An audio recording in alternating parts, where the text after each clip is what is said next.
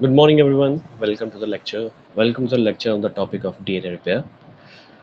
See, today, what we'll be discussing, today, what we'll be learning, today, we'll be focusing on those pathways which are absolutely vital for our normal cellular viability or normal cellular response. What are those pathways? Those pathways are called as DNA repair pathways. And why those are important? See, every cell is replicating.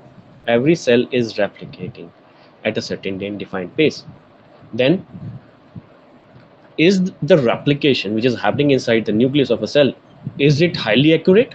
Is it so much accurate that the complete cell will undergo multiple times of replication and there will be no single error?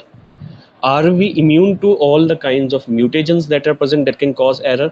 Are we immune to all the stresses that can cause that particular error?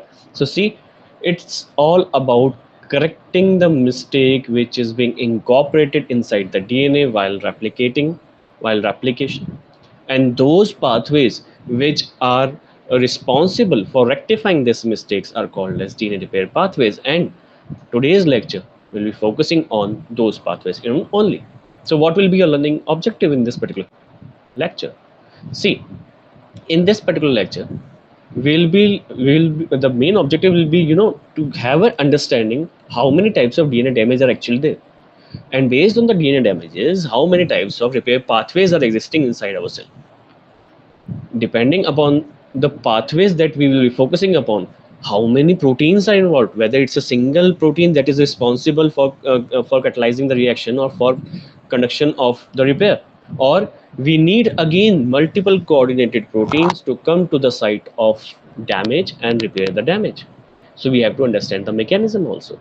So I what I meant by this particular objective scenario is, at the end of the lecture, I expect that you will be able to learn that there are multiple types of damages. This is the chronology of the event. These are the proteins that are been coming and then performing the repair functions, and also you will be aware of different pathways, how exactly at what time they are getting activated, and what are the conditions that are responsible for bringing those pathways in active state. So let us begin with the basic introduction.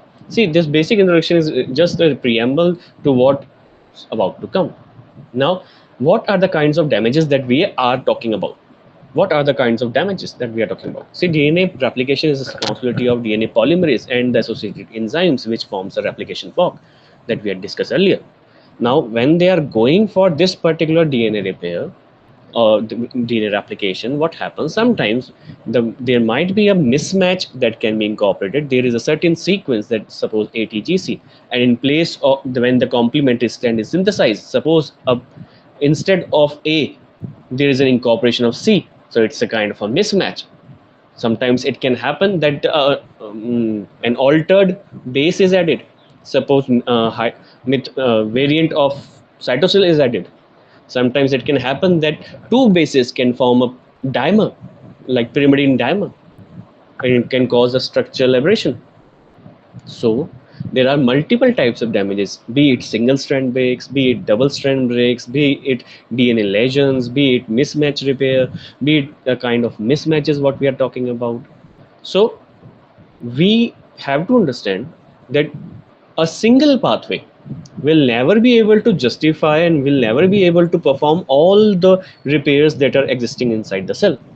So what cell needs? Cell needs the coordinated effects of multiple pathways which shall be specific for certain kind of repairs, so that cell knows that if this is the damage, if mismatch is the damage, I have to activate the mismatch repair pathway.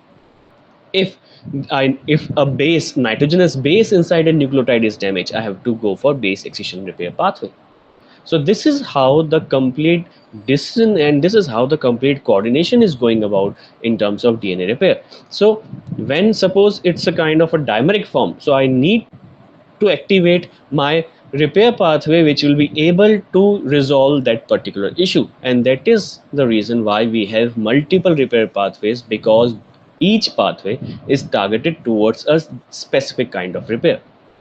So let us begin with the basic form, that is, or with the first form, that is mismatch repair pathway. So in mismatch repair pathway, what is happening? See, mismatch repair pathway, as I told you in the earlier slide, what it's a coordinated event of multiple proteins. Look at this particular table, what we are representing. In mismatch repair, there are more than 10 proteins, almost 12 proteins are there which come collectively and perform this function. What is the basic idea? Basic idea is you have to reach onto a site of double strand DNA. You have to identify that there is a mismatch. After identifying, you have to remove that particular wrongly incorporated nucleotide. Once you have removed that particular nucleotide, then you have to add a fresh nucleotide so that a continuous strand is formed and the repair is done. So there are multiple proteins that are involved. There is DAM methylase, then there is a mute protein series, then polymerase, helicase, single strand binding protein, exonucleases. So these are all the enzymes that are present. These are all the proteins that are present that are performing this function. Likewise, in other repairs, be it base excision repair, there is a specific enzyme, that is DNA glycosylase, that is used to remove the aberrant base or abnormal base. There is an endonuclease that is specific to that particular repair system, that is AP endonuclease. Then polymerase and ligases are present. Likewise, there are coordinated events in terms of nucleotide excision repair, and also the direct repair where the specificity of DNA photolyase is coming. So you see, to maintain the specificity of these DNA repair pathways, what is happening? There are specific set of proteins called as enzymes that will initiate these repair pathways. How? See, these DAM methylase and mute protein series are involved in mismatch repair. For specificity of base excision repair, we have DNA glycosylase. For specificity of nucleotide excision, we have ABC XC nuclease. Then for direct repair, we have our photolyase. So you see, cell signals that this is the damage. Now you have to get activated. Once you get activated, remaining of the pathways will not be responding. Fine. So this is the way how a repair system is happening inside the cell, and we have taken the example of an E. coli or a prokaryote DNA repair system. So what exactly is mismatch repair? See, mismatches are incorporation of incorrect bases. And what if you go about and do not repair these mismatches? Suppose if I go about and I do not repair these mismatches, what will be happening? See, suppose there is a gene sequence. Here. Fine. We have ATGC. ATG. Suppose that ATG is responsible for coding amino acid, let's say glutamate, for example, although it is not. Now that particular ATG was coding for a specific amino acid. Unfortunately, while replication, the complementary strand which was synthesized now contains AGG. So there is a mismatch of T and G, whereas it should have been T and A. Now what will be happening? That complete codon has changed. Now it might be a case of point mutation where there is a change inside one amino acid. That change of single amino acid can lead to an aberrant protein. It can lead to a misfolded protein, and the protein can lose its function. So these mismatch repairs are of utmost importance to get them resolved, and they are resolved by your mismatch repair pathway. Now, first questions that comes to our mind. The very first question that comes to our mind. My DNA, or the prokaryotic DNA, if we talk about, it's very long, it's very large. Simultaneous application is happening. How my system recognizes that the strand which I have to work on is a daughter strand. It can be a parent strand also. How that mismatch repair will determine that the strand where the repair has to be carried out is newly formed strand. So that whenever the replication is happening, this mismatch repair is happening simultaneously. So one has to understand this particular mechanism, that how the cell is distinguishing between the parent DNA and the newly formed daughter DNA. See what happens in the normal scenario. First, you have to understand what happens in the normal scenario. Under normal condition, there is an enzyme called as DAM methylase. And that DAM methylase is responsible for methylating the complete DNA. methylating the complete DNA. It methylates at the adenine residue. It methylates at the adenine residue. And what do you mean by methylation? Adding of methyl group. Adding of methyl group. Okay, so wherever there will be a sequence of GATC, in that sequence the adenine will be getting methylated by the enzyme called as dimethylase. Now suppose this is the parent strand. Suppose this is the parent strand, double strand DNA. So now this strand is being used as template in replication to form two new strands, right? That is how semi-conservative mode of replication is going about, right? So the newly formed is being represented in the pink, and the template DNA or the parent DNA is represented in the form of blue. Now the question was how my cell differentiates between the parent strand and the new strand. Why? First is how, and next is why. Why we need to distinguish at all? See, we need to distinguish because all these repair pathways are energy driven. It will consume certain amount of energy from our cell, so our cell never wants it to get into a dump scenario. Why the dump scenario? Because the parent strand is already stable, it is already repaired and accurate. There will be no change that will be happening in the parent DNA. The newly formed DNA is the one which is being formed, and there are chances that the errors can be incorporated in the new DNA. So the repair system should be able to distinguish first of all between the old template DNA and the new DNA. Now here visually we have created two different colors, so it is very easy for us, but for machinery it is not that easy. So how it differentiates? See, the parameter that it selects is the methylation pattern. The methylation pattern. The prokaryotic cell, what we are focusing on is the parent strand is always methylated, whereas the new strand is non-methylated. But if you wait for few minutes, once the strand is formed, then dimethylase gets activated, and eventually it will methylate the new strand. So after a certain period of time, the cell will not be able to distinguish between the old template DNA and new DNA. Why? Because dimethylase will methylate the adenine residues in the newly formed strand also. So once this is done, there will be no turning back and no distinguishing. So what happens when the strand is being formed, when the strand is new, at that time there is a window between the completion of the activity of dimethylase. At that particular time, the cell recognizes that the old DNA is methylated and the new DNA is not methylated, and the complete structure is represented here. So this scenario where the two double strands have been formed after replication by a semi-conservative mode, the first strand is old template DNA and the second strand represented in pink is a newly formed DNA. So this state is called as hemi methylated DNA because only one strand is methylated. Eventually, when dimethylase will come, it will also methylate the newly formed DNA, and the complete methylated DNA will be formed, which will be a stable molecule. At this state, we are not able to distinguish which strand should actually be taken for repair.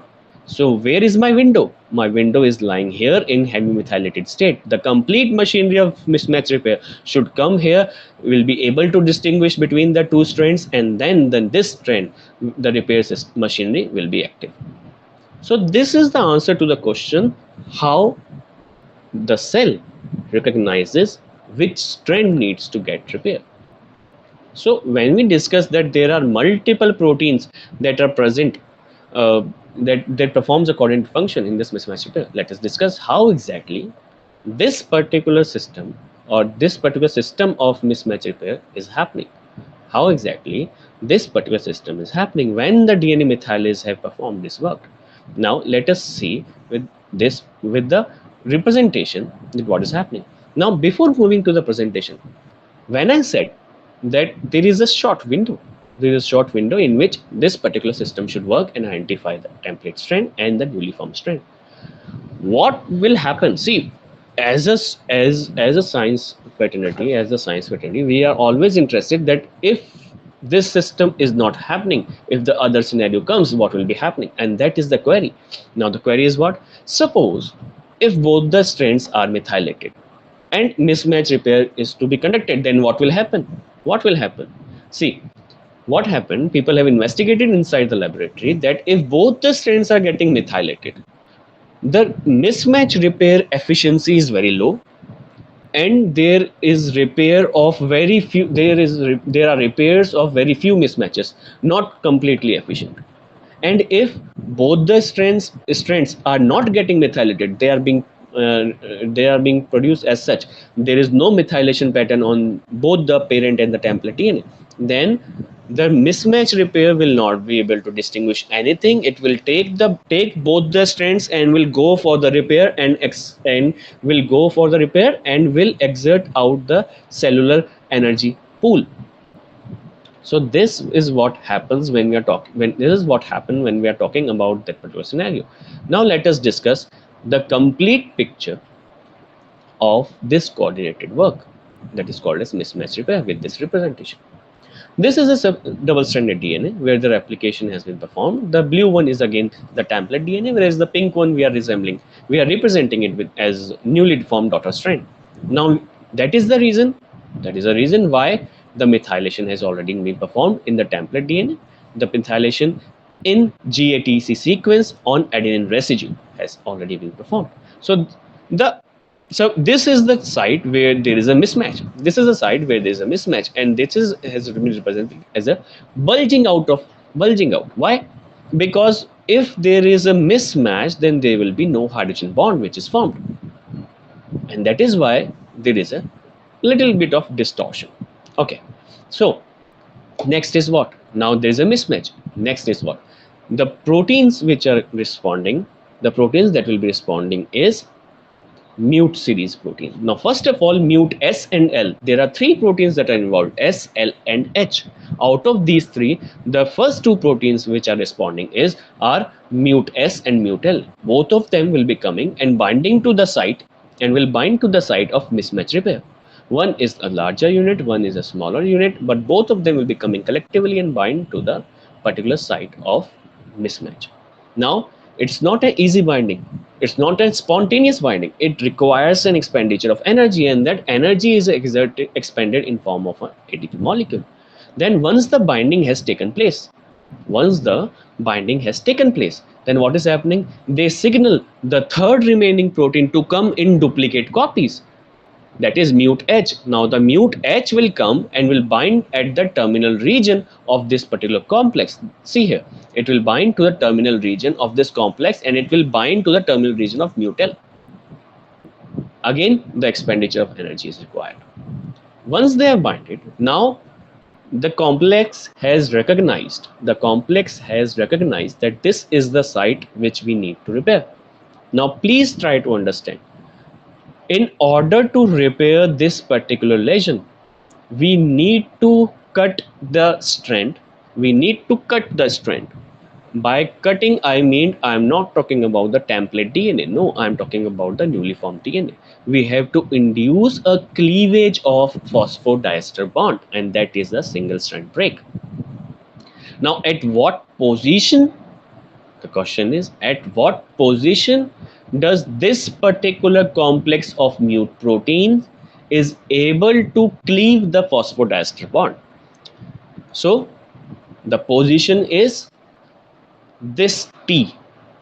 Next, or opposite to the methylated adenine, the phosphodiester bond opposite to the methylated adenine is the site of cleavage which is being broken, the bond which is being broken by this particular complex. So what is happening? Once they have formed a complex at the site of the mismatch, now they will bring this particular adenine residue close to itself. By bringing, I mean they will pull this particular adenine residue close to themselves, which was far apart. Right now they have pulled it closer. Due to this pulling, there will be a looping of the circular DNA, and once they have pulled, they recognize that yes, now the methylated residue has come. They will form a cut, they will cleave the phosphodiester bond, and all these residues will be released out from that particular site.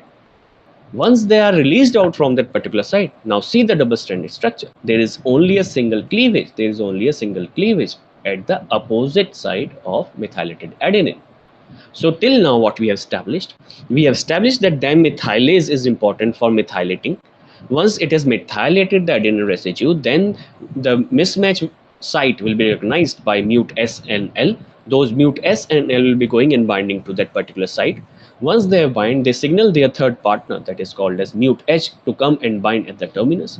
Once the complex is complete, now they will start pulling the DNA towards it, and while pulling they will stop when they reach out to the methylated adenine. Once they reach out to the methylated adenine, they will cleave a phosphodiester bond. They will form a cut. And once they have cleaved the phosphodiester bond, now this machinery is now released, and there is an induction of a single strand break. Now this single strand break will serve as a site for other remaining proteins to come and perform their function in order to repair the DNA. And what are those proteins? There is a combined function, the combined action of all the proteins that we had discussed, be it helicase, be it single strand binding protein, exonucleases, and then polymerase and ligase. So all these proteins will be coming together and performing its function. So how that coordinated function is being performed? What is the difference if we are talking about in terms of eukaryotic cell and prokaryotic cell? Now see, the chronology or the proteins that we have studied, that is, we have taken the model of prokaryotic cell, but in eukaryotes also the same thing is happening. It's just that there are multiple analogous proteins that performs the same function that S, L and H are performing. Now any alteration when we are talking about in our human genome, suppose the alteration or the mismatch repair has occurred inside the coding gene, now that may produce an aberrant protein which can lead to severe diseases, disorders and aberrant phenotypes. Suppose it happens in certain genes like p53, and because of it the p53 function is being distorted. Now the tumor suppressor gene has been distorted, so there will be no checkpoint on the cell, and eventually it can lead to cancer. Fine. And or it might happen to another coding genes that can lead to different diseases. So it is of utmost important for the cell to repair this particular mismatch pathway. Now based on that scenario, this is the comparison process of your prokaryote versus eukaryote pathway. Now we have established that a cut is made.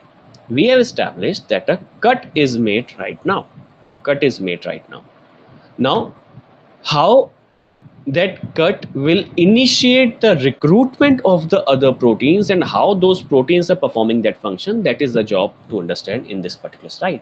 Now once the cut has been made, now if you remember that particular picture, or if you see this particular DNA molecule, there are two methylated sites.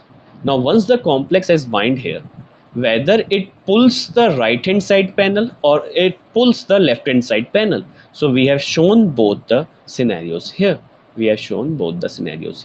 If it pulls the left hand side, the cut will be induced at the left hand side.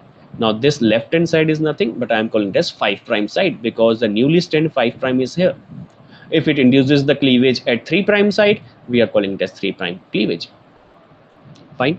Now why we have shown different? Let us discuss that.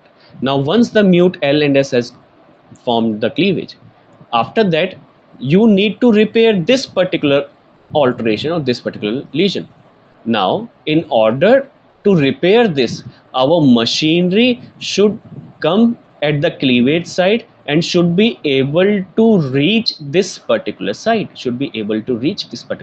And how it happens? First of all, DNA helicase comes. DNA helicase 2. Now that DNA helicase will start opening the DNA. Fine. So from this cut side, it starts opening the DNA. Now when it opens the DNA, there are two single strands. Now we have to stabilize the blue line or stabilize the template DNA.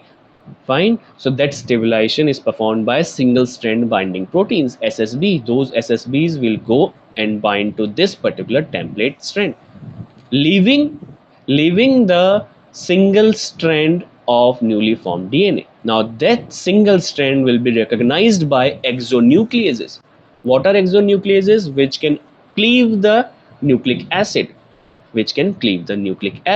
Exo, from the terminus, they will start cleaving and again completely cleave the strand. Whereas endonucleases, they perform a cut inside the sequence. Fine.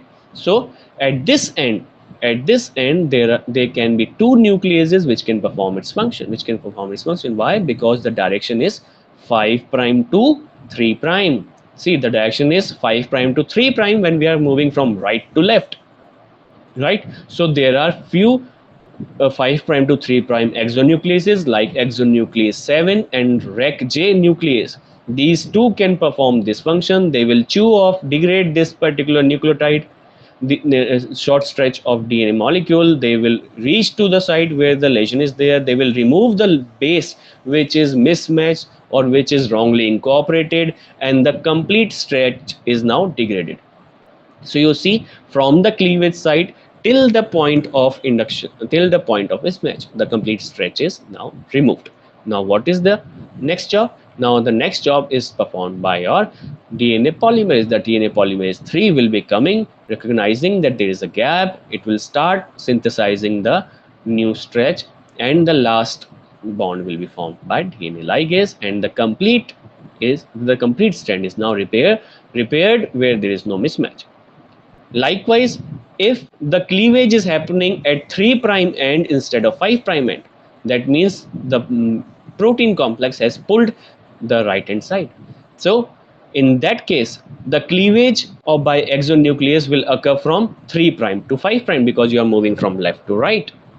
So that is exonuclease activity. What kind of exonuclease activity? 3 prime to 5 prime exonuclease. And that 3 prime to 5 prime exonuclease is performed by exonuclease 1 and 10. Both of them can perform this function. So they will chew off this particular part. Again, pol 3 will come, it will synthesize, and the last one is formed by DNA ligase, and the mismatch is voila, now repaired. So you see, this is how the mismatch repair has been coordinated. This is how mismatch repair is being carried out.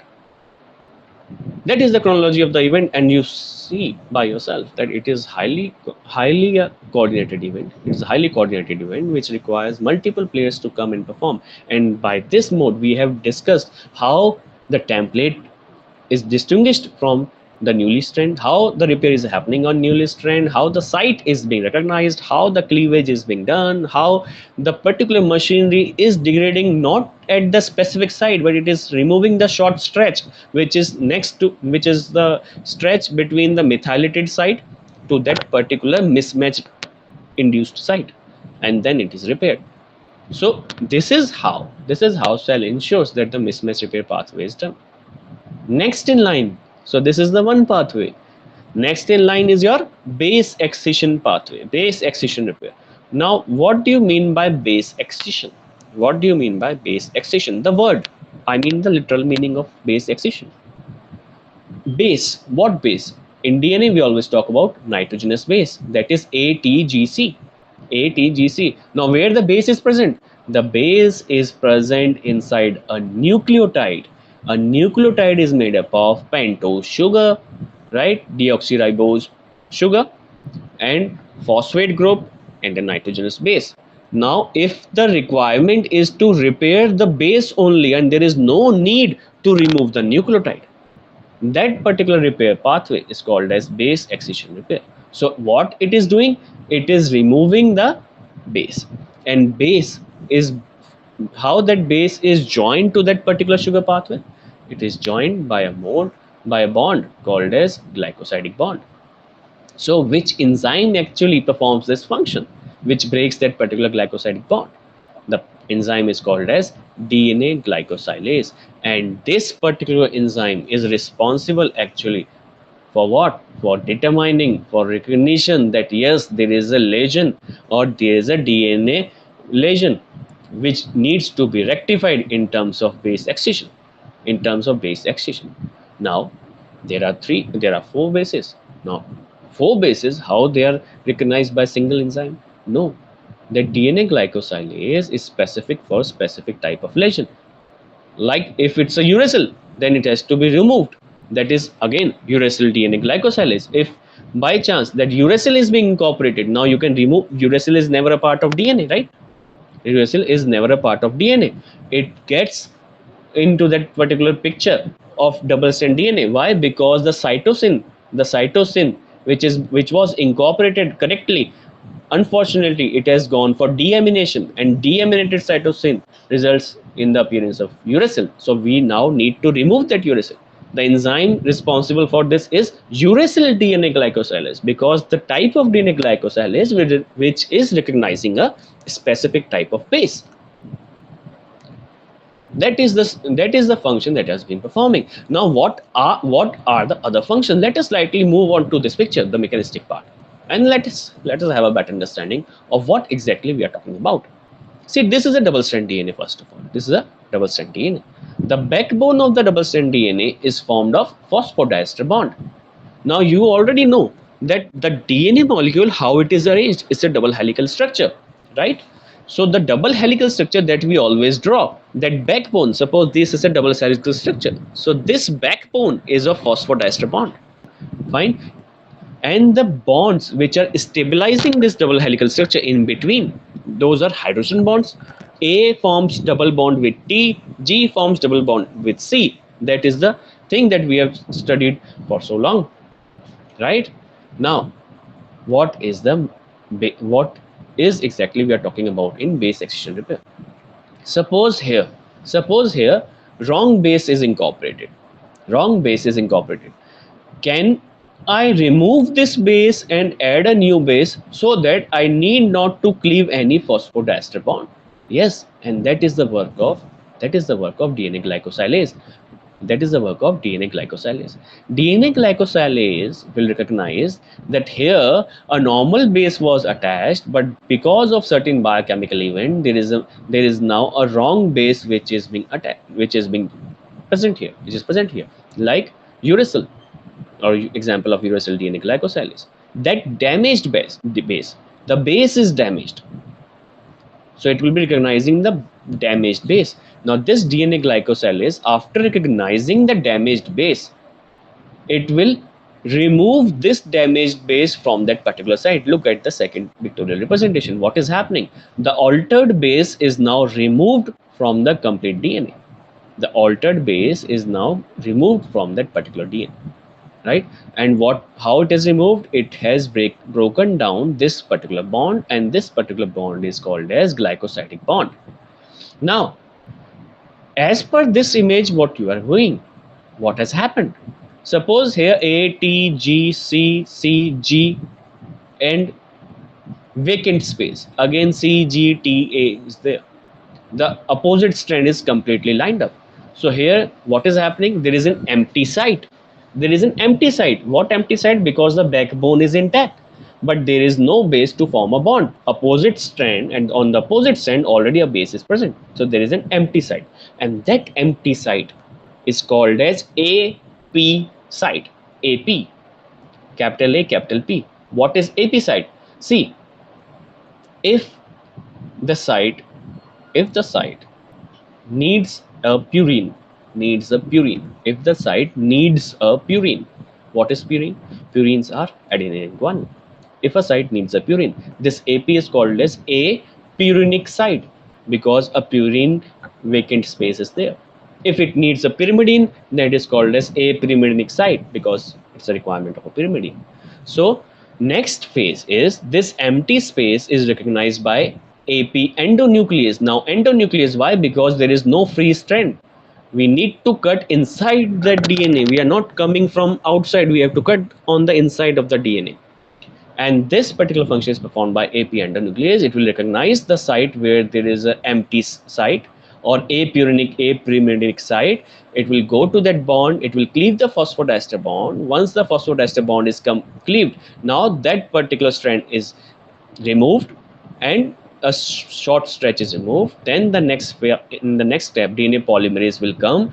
It will use the base strand as template and will synthesize the short stretch, and the last bond which is remaining is formed by DNA glycosylase. That is how the complete stretch is now repaired. So you see, this is how the base excision repair is going about. And this is how the damaged base are being removed. In the earlier case, what we saw a mismatch. In that particular pathway, we had to remove the mismatch or wrongly incorporated nucleotide completely, and for that there was a cleavage or degradation of a short stretch of DNA by exonuclease. Here there was an option that we can remove a selected damaged base. We removed that selected damage base, so there was a vacant site, and that vacant site is recognized by an endonuclease which cleaved the phosphodiester bond, and that phosphodiester bond served as an opening to degrade this particular DNA, which is now removed, and again the polymerase came and synthesized a very short stretch of DNA, taking this particular 3' OH ahead in 5' to 3' direction, and then the last bond was formed by DNA ligase to give you a complete, accurate, double-stranded repaired DNA. This is how base excision repair works. Now what is next? Next is your third pathway. What is your third pathway? The third pathway is nucleotide excision repair pathway. Now, see, again, there is a DNA damage. First of all, there is a DNA damage. Now, see how it is different from base excision. First of all, when we can repair a base, why we need to go to nucleotide excision? There are certain kinds of DNA damages that can result in distortion of double helical structure. What I mean by distortion, suppose the double helical structure in this form, the damage has come that leads to the bulging up of a fragment of DNA, that is called as distortion. That is a kind of distortion in the normal symmetry of double helical structure. So those distortions are identified and they signal to activate this particular pathway called as nucleotide excision repair pathway, which is very critical for all the living organisms, as we understand that. Now this particular pathway is again a multi-protein functional pathway, where the enzyme that we are talking about is Xe nuclease that we discussed, APC Xe nuclease, which contains multiple subunits. Now what is the major function? If we go about as a preamble of this particular pathway, what is the function of those enzymes? Those enzymes should be able to cleave the phosphodiester bonds, and how exactly that cleavage is happening, that we'll see right now. And in E. coli or when we're talking about the complete prokaryotic family, the enzyme that is hydrolyzing the phosphodiester bond results in a short stretch. Now how that short stretch is formed, let us look at this particular picture. See, this left hand panel is giving you a narration of a prokaryotic nucleotide excision repair. The right hand panel is giving you a narration of eukaryotic nucleotide excision repair. Now let us start. There is a double helical structure. Now you might say it's a linear strand, but you see, we are talking about a two-dimensional representation, whereas in three-dimensional representation is always a helical structure. And there is a lesion, there is a DNA damage which resulted in distortion of this particular double helical structure.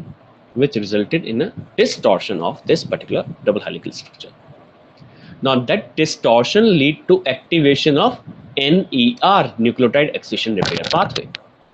So first of all, what is coming? The enzyme which comes is Xe nuclease, Xe nuclease, which is a multi-subunit enzyme. Now that particular prokaryotic Xe nuclease will recognize this particular site, and after recognizing, it will perform its endonuclease activity.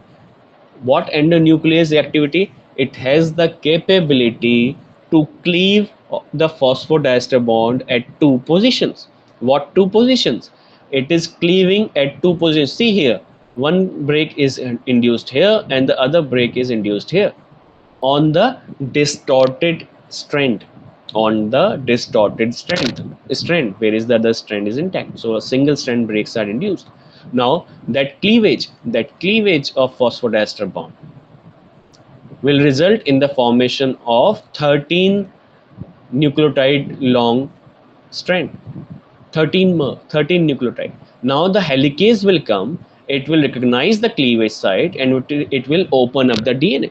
Now once it opens up the stretch, there is already a break induced, so it causes the removal of the single strand DNA, which is of length of 13 nucleotides.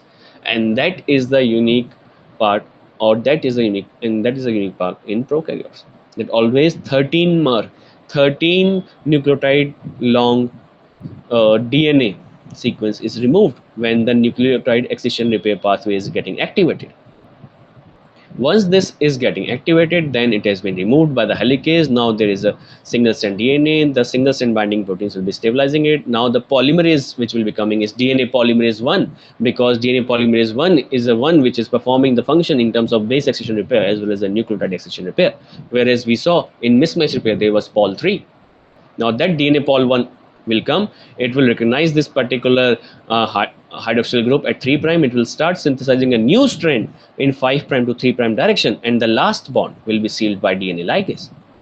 So you see, in prokaryotes, when we are talking about the complete prokaryotic family, there are 2 breaks that are being formed.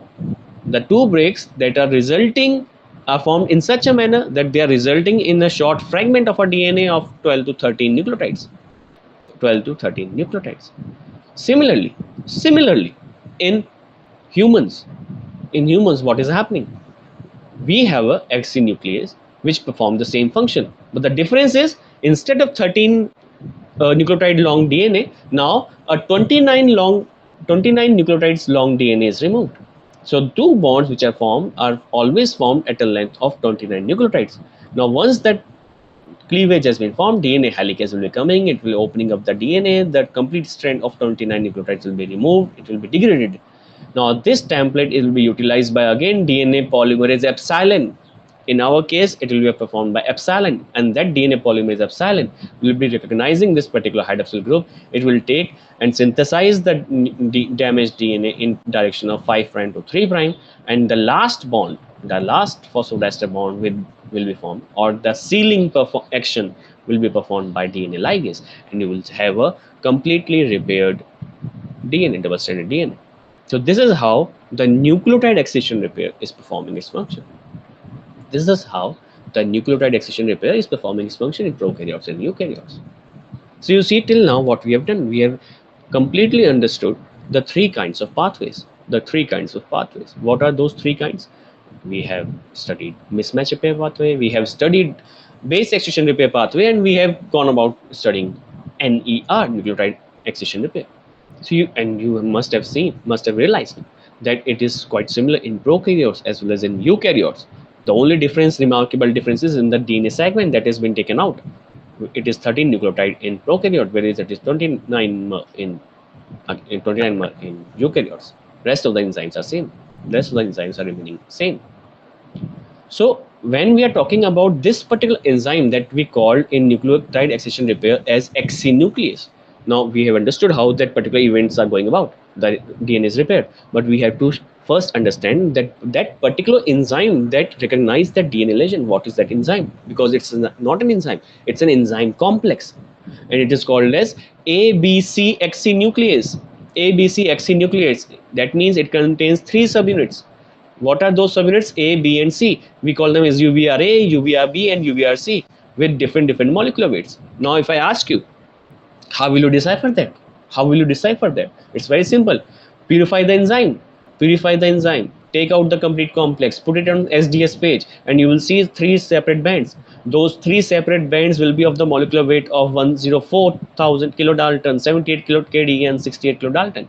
You will see 3 bands, and those 3 bands are representing that there are 3 subunits by which this particular complex is made.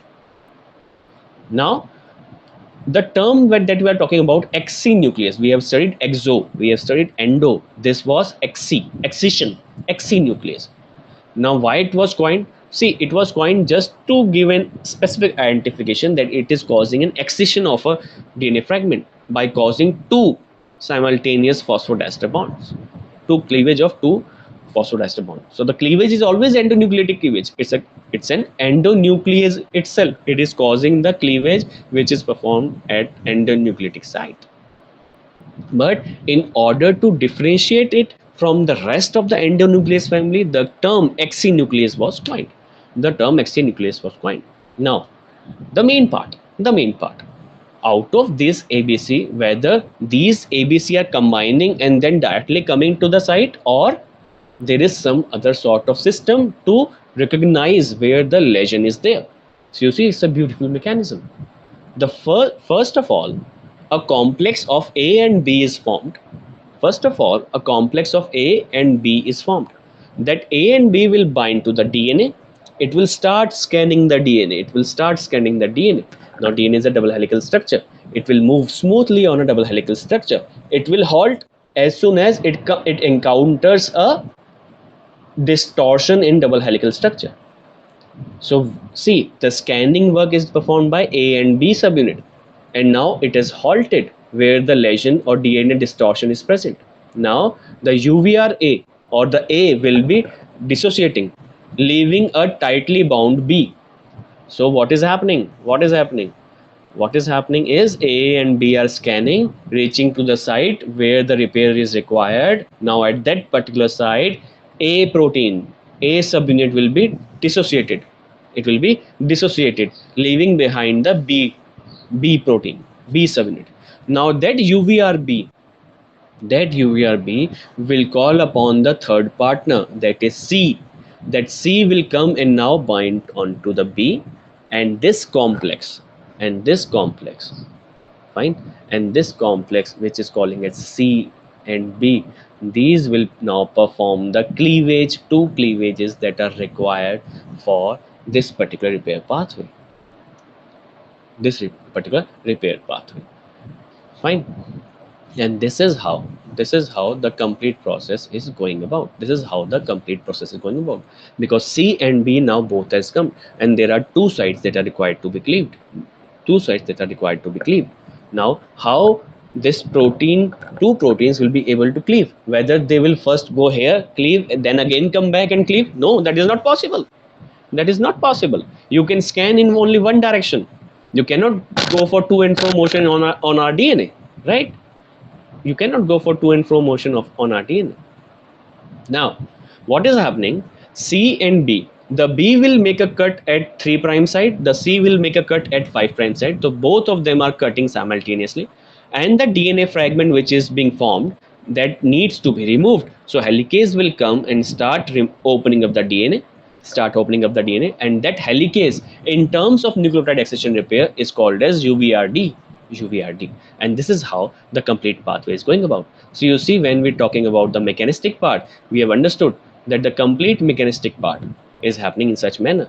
How that particular site is being sensed, that is being sensed by nothing but your excinuclease, ABC excinuclease. Now ABC excinuclease is a multi-subunit enzyme made up of A, B and C. First of all, A and B will be binding to the DNA. They will start scanning the DNA, moving smoothly on double helical structure. The moment they see a structural aberration, then they will halt there. A will be removed.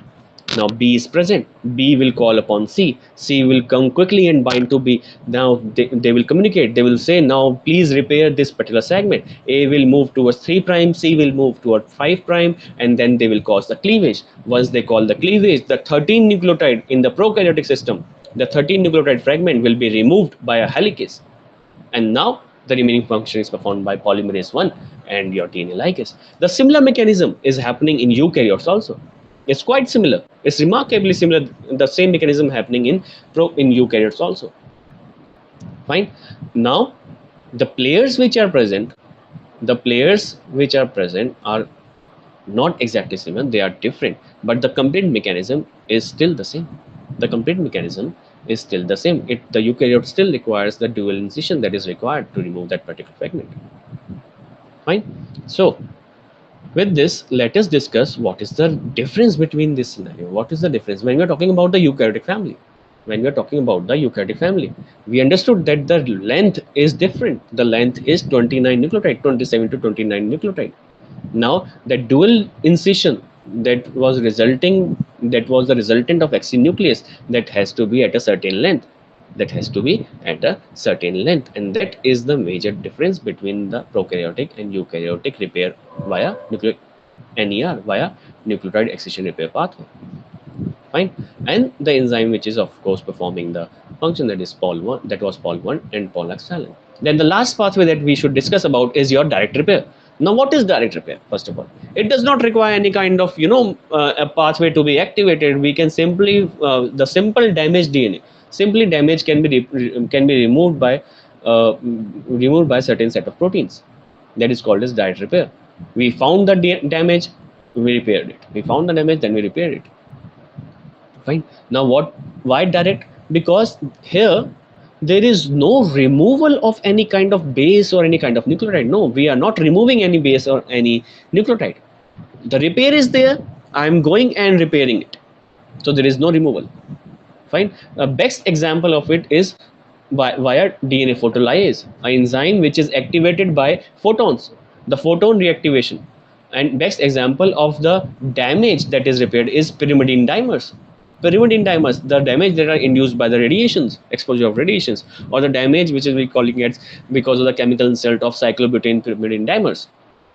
Now the damage is initiated by an enzyme which is specific for these kind of direct repair pathways called as DNA photolyase. DNA photolyase. Now, how exactly it is performing? See, DNA photolyase is again an enzyme. Lyase, that is an enzyme. It is activated by photons. Now, it will be activated by photon, but not only that enzyme also requires certain cofactors. Now, what are those cofactors? It requires two cofactors. One is FADH, another is folate. Once these cofactors are present, then that particular enzyme will be activated in response to radiation. Fine, and then it will perform its function. And how it performs its function, let us see. This is a normal DNA. Now suppose there is a radiation exposure, suppose there is a UV exposure, ultraviolet rays have come, and thymidine has formed a dimer, pyrimidine dimers has formed. Now if two simultaneous adjacent bases are forming a bond instead of opposite strand, then what will happen? They will bulge out. There will be a bulge and there will be distortion in the double helical structure. Now this distortion, the direct damage reversal, or this distortion is recognized by certain sets of enzymes which are responsible for the removal. Now because of the exposure of the UV DNA, because of the exposure of this particular DNA, there are certain set of enzymes that are getting activated. What are those enzymes? DNA photolyase and DNA methyltransferase, or also called as alkyl transferase, DNA alkyl transferase. That particular alkyl transferase will recognize the modified base and it will remove the modified base. When we are talking about the dimeric form, the dimeric form is removed by photolyase. Suppose apart from dimer, there is a methylated guanine which is formed. So what is happening? An alkyl group is added on a nitrogenous base. Now alkyl transferase will come and remove that alkyl group. So there is no need to remove any kind of base. You can remove the methyl group from that particular guanine or thymine. So the damage is like alkylation. The damage is like methylation at guanine residue at the 6th oxygen, or methylation of thymine residue at the 4th oxygen. That alkyl group is removed by DNA alkyl transferase. How? See, once the that particular DNA photolyase has come, it will recognize the site, and upon the absorption of a light less than 300 nanometer in the UV range, it will get activated. Greater than 300 nanometer, it will get activated in the Vibgyor region. The normal photons will be taken up. The normal photons of the visible light out the Vibgyor region will be taken up, and they will provide the energy that is required for driving this particular reaction. And then this particular DNA photolyase will be activated. It will remove this bond and will allow the complementary strand to seal up, and thereby it is rectifying the pyrimidine dimer repair. Similarly, the alkyl transferase will be coming. The alkyl transferase will go identify the alkylated base. The alkyl group will be selectively removed from that base, and now the base is free to form the bond with the opposite strand. Now this DNA photolyase is not found in all organisms, but alkyl transferase is ubiquitous in the nature. It is widespread in the nature. So what we have discussed till now? We have discussed till now the complete 4 pathways. We have understood the chronology of the events. We have understood the different players that are present here, the different players that are performing its function in order to repair that particular pathway. Fine. So let us Let us brush up what we have understood based on the MCQs. What kind of questions are we expecting from here? Right? Like how many types of DNA repair pathways are there? We have to identify what types of repair pathways are there. We have 4 repair pathways that we have discussed. What are the proteins that are specific for base excision? I'm talking about base excision. Mute proteins are responsible for mismatch repair pathway. Now glycosylase is specific for base excision repair pathway, whereas XC-nuclease is for NER, photolyase, alkyl transferase are for direct repair pathway. Fine. Then similarly, which of the following proteins is present in base excision repair pathway? Whether it is glycosylase or endonuclease or Pol1. So once you have to go through the complete pathway. You have to go through the complete pathway from the starting to the last. How many proteins are involved? Whether all these are involved or specific one is involved. So on that basis, once you go through the slides, you can answer that question. What is the function of dimethylase? Dimethylase is adding the methyl group. Where? On adenine in GATC sequence. But on what position of adenine? On what position of adenine? Once you go through the slide, you will see that whether it is 5th or 6th that you have to identify. Right? So you have to be very critical while reading the complete repair pathways, because these are the kind of questions that are being kept coming or that are being asked from this particular section.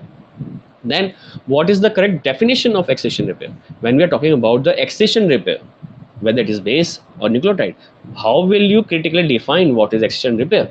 So whether it's a repair of a single damaged nucleotide, or it's a repair of an oligonucleotide which is damaged, or it's a removal of damaged nucleotide or oligonucleotides.